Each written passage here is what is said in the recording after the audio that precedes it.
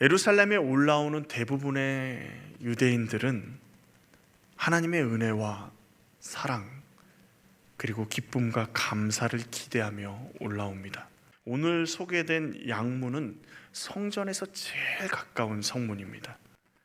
그래서 성전에서 제일 가깝기 때문에 하나님 앞에 제사를 드리기로 올라온 그리고 제물을 가지고 온 사람들은 그 양문을 통과해서 들어오는 게 일반적인 모습입니다.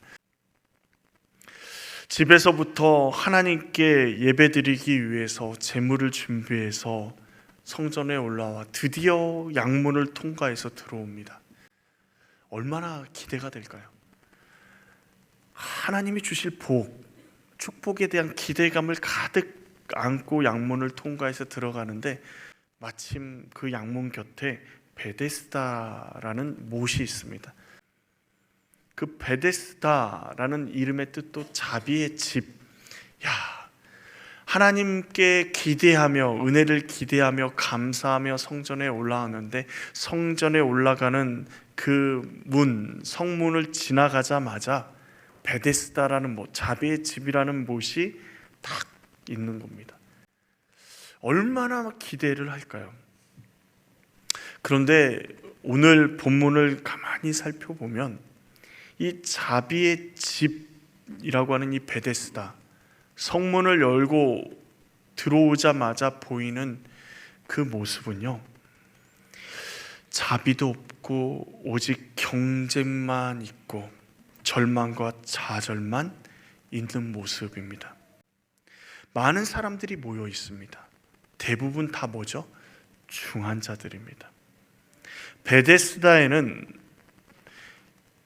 전설과 같은 미신이 있었습니다. 어떤 미신이냐면 천사가 하늘로부터 내려와서 그 물을 살짝 움직이게 하면 제일 먼저 뛰어 들어가는 사람은 어떤 병이든 낫는다 라는 미신이 있었습니다.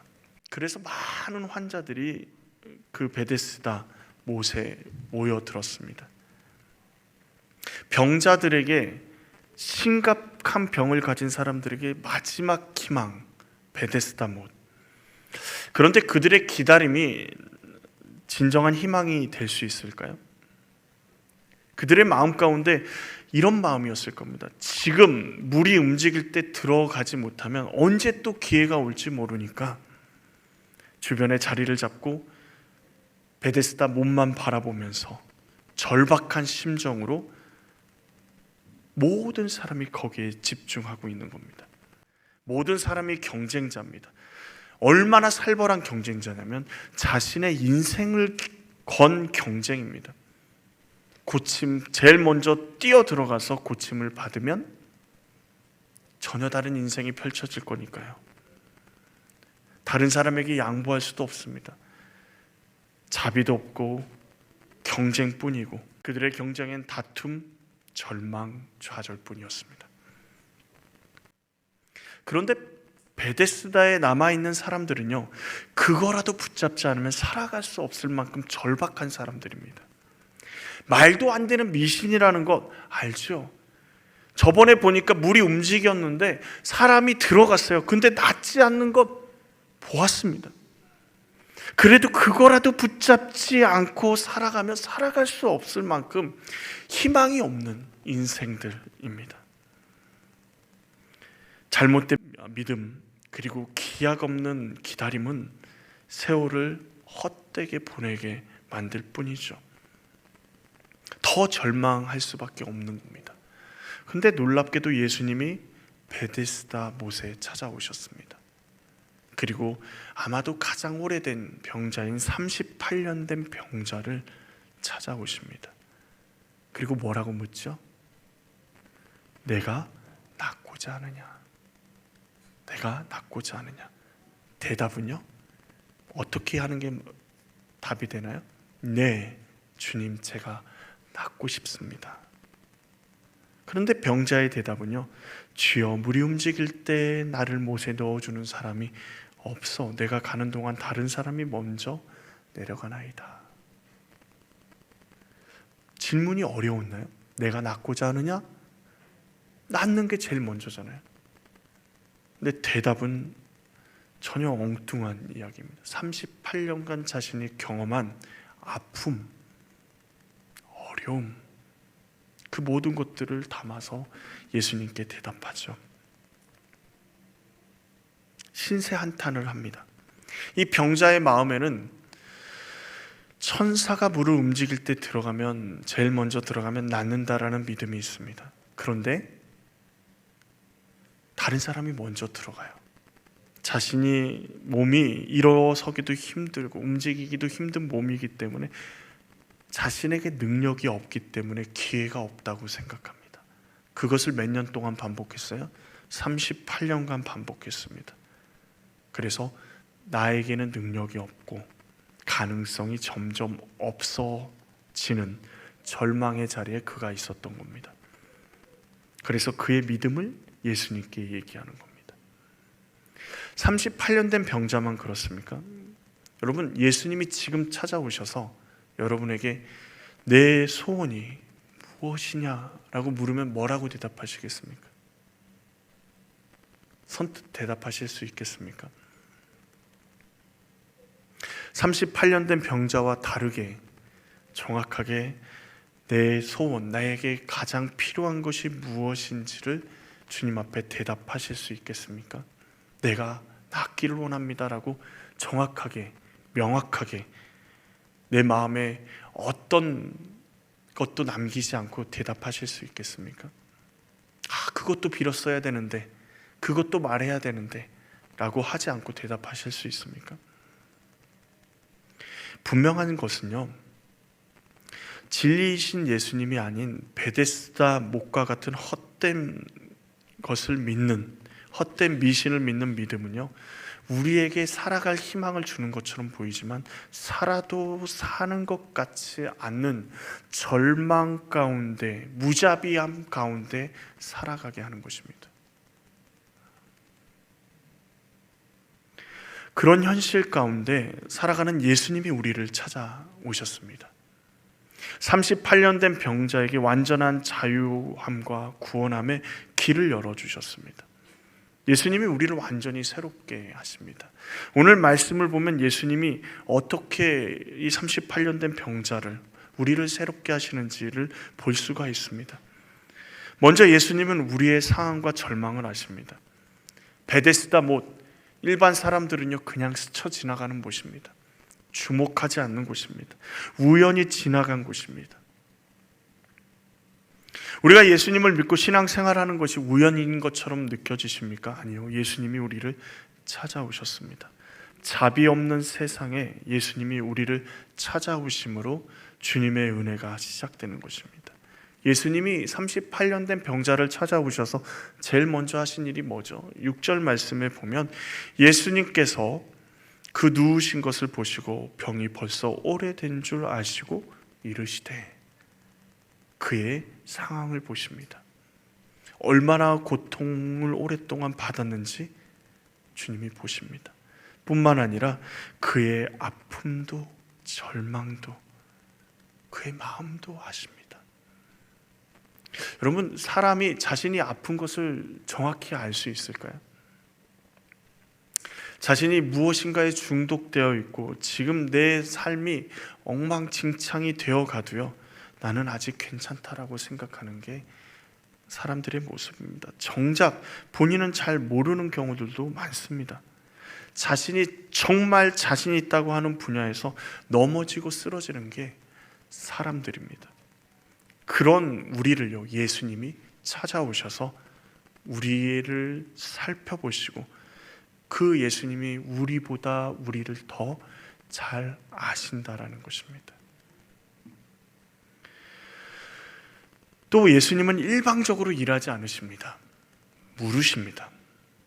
그냥 우리가 그냥 가만히 있고, 그리고 우리가 주님 앞에 구하면 일방적으로 어느 날 어느 순간에 찾아오셔서 일방적으로 기적을 베푸시는 것이 아니라 질문하시죠.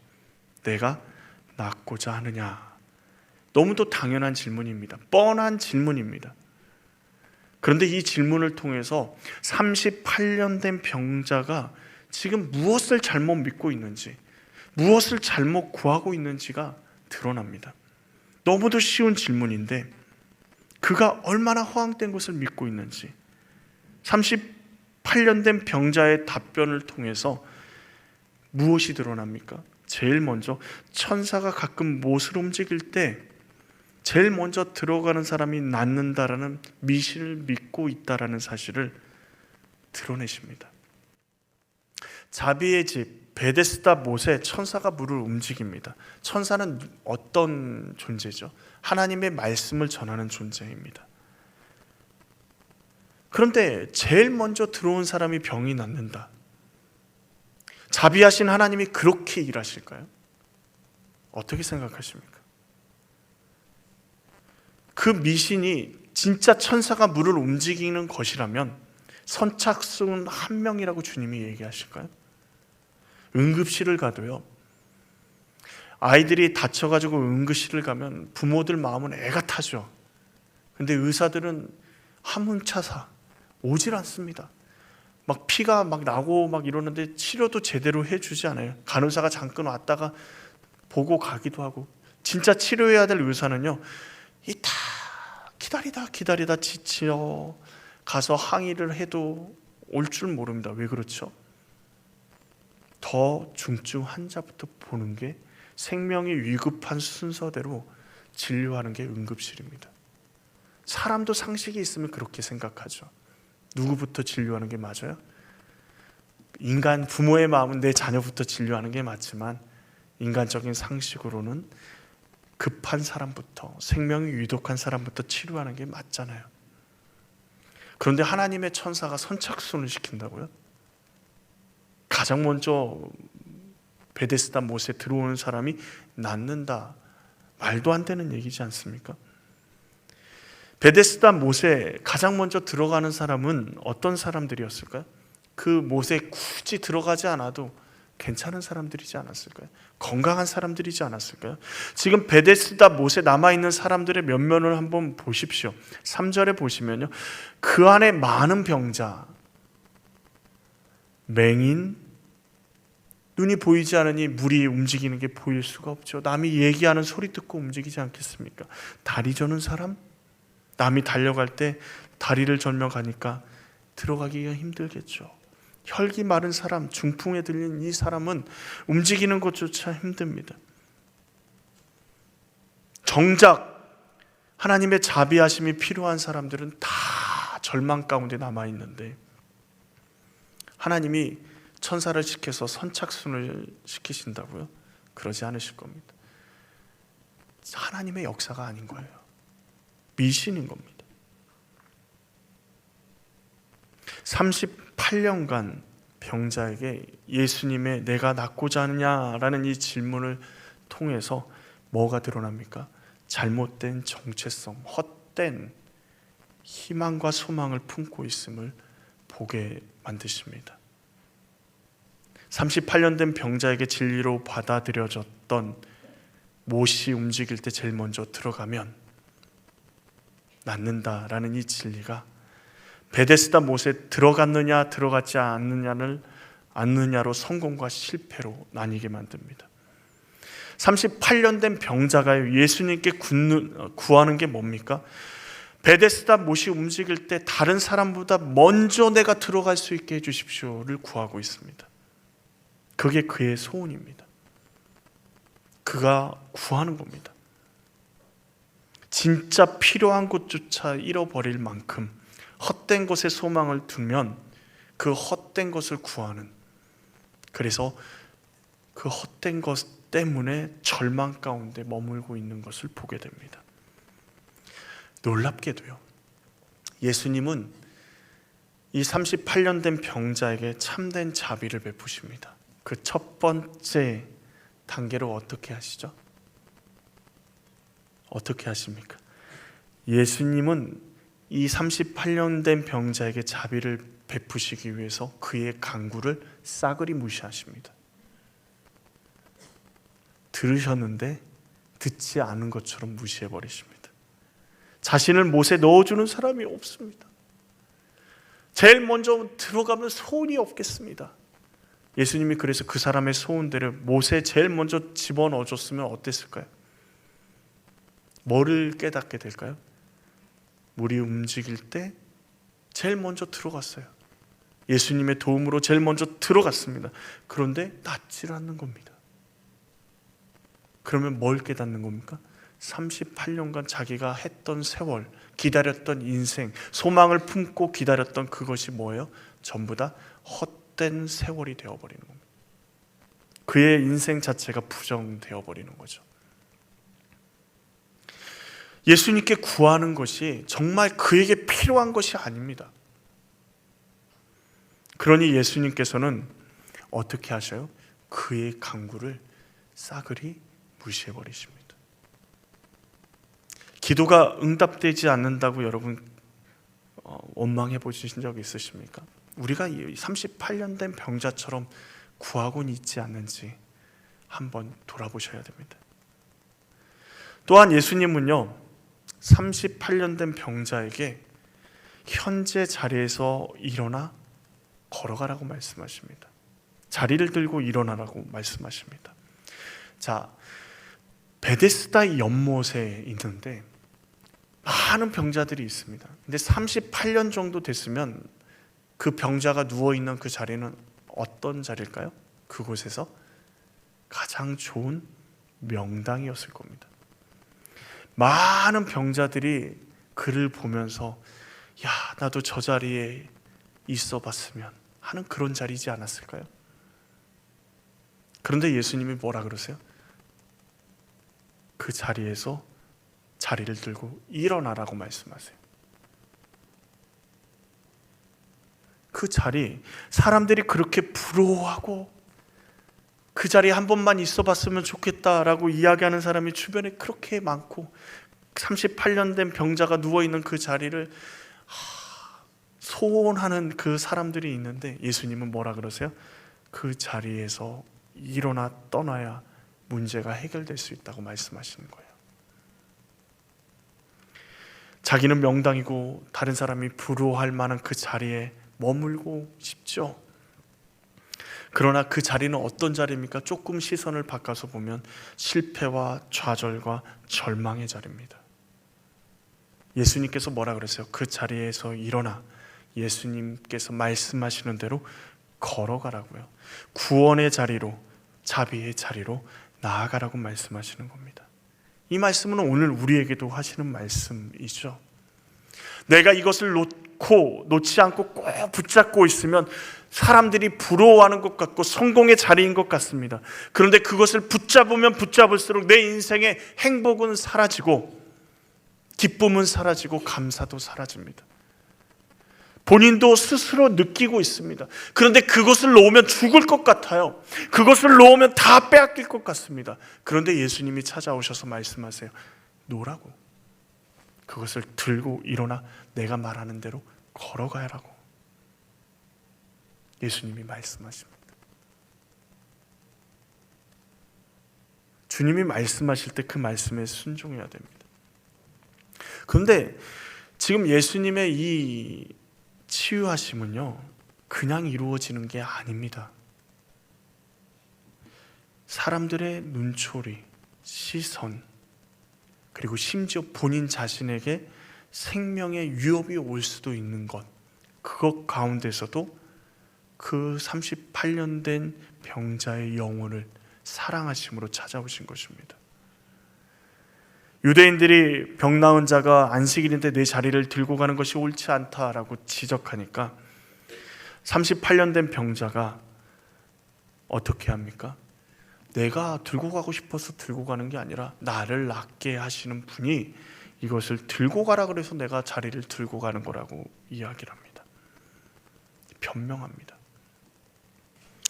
예수님께서 그런 것들을 모르셨을까요?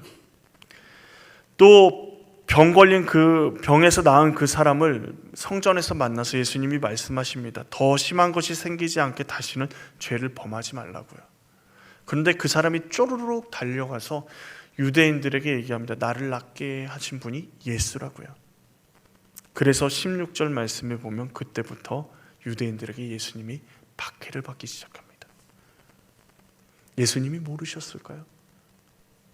그렇게 일이 될 줄 모르셨을까요? 다 다 아셨습니다. 그럼에도 불구하고 38년의 병으로 절망하는 그에게 주님은 자유케 하신 것입니다. 우리가 병에서, 우리가 절망해서 노임을 받는 게 그냥 된 것이 아니라 예수님이 십자가에 달려 죽으심으로 우리가 자유케 된 것입니다.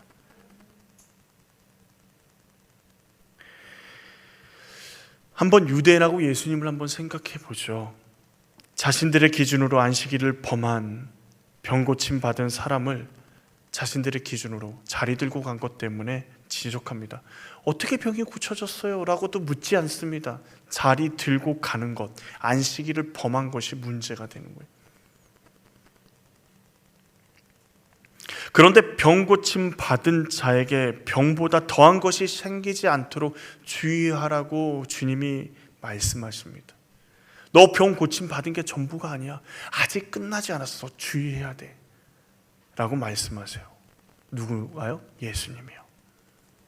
유대인은 자신의 틀 안에 들어오지 않는 사람을 지적하고 정죄하지만 예수님은 그를 하나님의 사랑으로 사랑하시기에 더 큰 죄로 인해 망하는 일이 없도록 해라 라고 경고하시면서 죄를 경계하게 하십니다.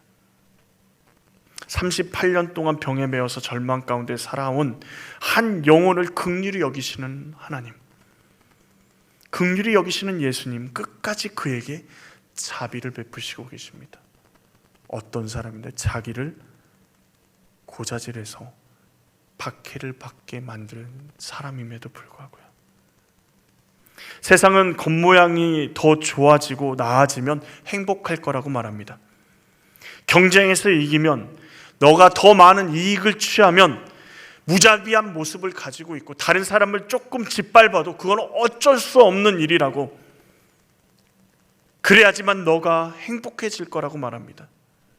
그러나 행복해집니까? 우리는 배부른 사회에서 살고 있습니다. 그래서 무엇을 고민하죠? 다이어트를 고민합니다. 그러나 지구 반대편에서는 지금도 사람이 굶어 죽어가고 있습니다.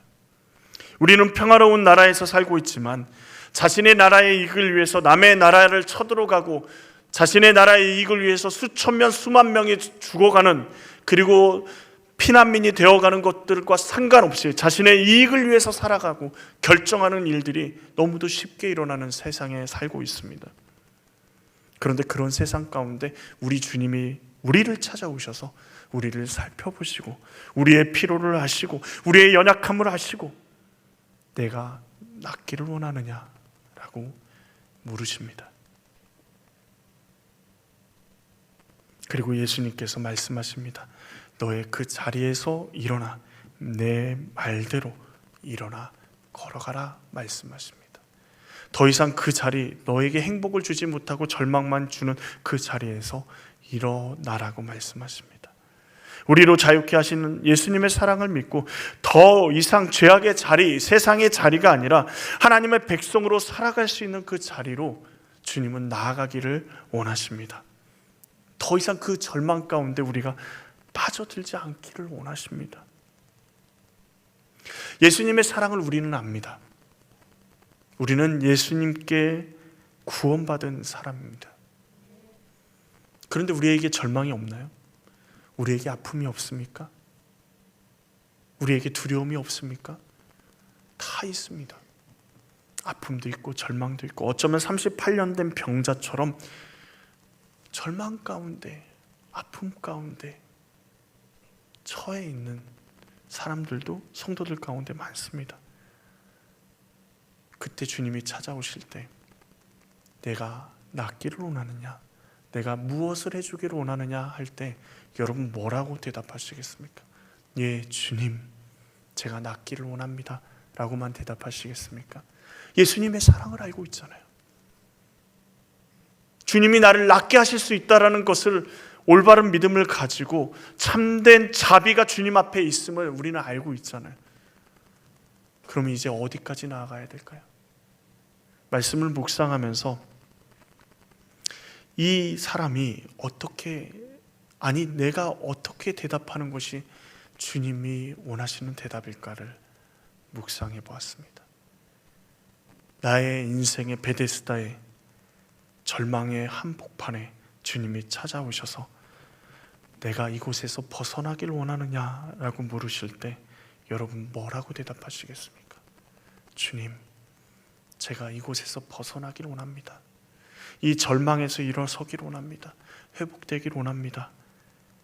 거기서 조금 더 나아가 주님도 아파하시고 힘들어하시는 이 수많은 환자들이 있지 않습니까? 절망 가운데 빠져있는 사람들이 있지 않습니까? 저뿐만 아니라 제 주변에 많은 사람들이 절망 가운데 지금도 천사가 물을 움직이기만을 기다리는 그 헛된 믿음을 가지고 미신을 믿고 그것에 매달려 살아가는, 그래서 절망 가운데 놓이게 되는 그들이 있습니다. 저뿐만 아니라 주님, 그들을 긍휼히 여겨주십시오. 주님이 필요합니다. 우리에게는 주님이 필요합니다. 나에게만 필요한 것이 아니라 우리에게는 주님이 필요합니다. 이 기도가 우리의 기도가 되기를 원합니다. 우리가 명절을 앞두고 있습니다. 가족을 위해서 끊임없이 기도하고 있는 줄 압니다. 많은 기도를 할 수 있지만 우리에게 찾아오신 그 예수님 앞에, 주님, 저만 힘든 것이 아니라 우리의 가족들도 예수님이 필요합니다. 저만 절망이 있는 게 아니라 우리 주님, 우리 주변에 있는 부모, 형제도 주님이 필요합니다. 주님의 사랑이 내가 절망 가운데 저를 숨쉬게 한 것처럼, 주님의 은혜가 나를 돌보신 것처럼 우리 가족에게도 주님 숨쉬게 해주십시오. 주님의 은혜가 돌보심을 느끼게 해주십시오. 주님이 나를 만져주신 것처럼, 주님의 사랑이 나를 붙잡아 주신 것처럼 내 주변에 우리 형제 자매, 우리 자녀들의 삶 가운데 주님이 능력이 되어주시고 주님이 힘이 되어주십시오. 주님, 우리를 긍휼히 여겨주십시오. 우리가 그 사랑을 가지고 나아갈 수 있기를 원합니다. 우리가 그 사랑을 받았음을 먼저 고백하고, 또 다른 한편으로는 우리 가족들이 그 사랑 안에 놓여 있음을 선포하며 나아가기를 원합니다.